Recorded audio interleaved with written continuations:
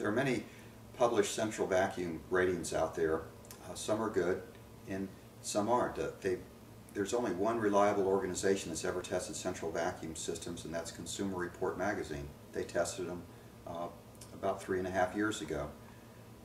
So when you're searching for a new central vacuum system, you want to take a look at the ratings and just be sure the ratings that you're reading are reliable. Take a look at the specs.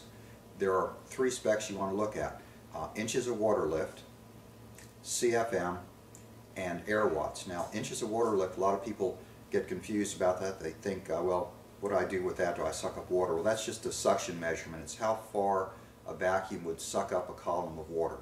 So most central vacs go between about 120 to 150 or so inches of water lift. Now, suction by itself is not really good, because you can have all the suction in the world, but if you don't have any volume behind it, you're not going to pick up any dirt. So CFM is another very important factor.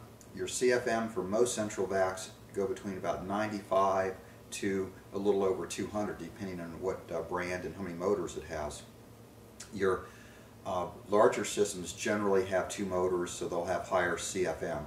Now, the CFM is the actual volume of air that goes through there. And again, like inches of water lift, CFM by itself really doesn't mean much.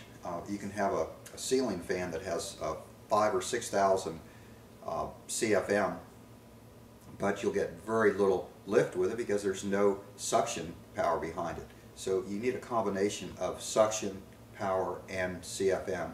Now, air watts is a very good term, because what that does, that takes the 2 terms, inches of water lift and CFM, and combines them. So generally, the higher the air watts, the more powerful your system. So you get an opportunity, check the specs with these different companies, and that's probably the best way to take a look at what's going to work for you, your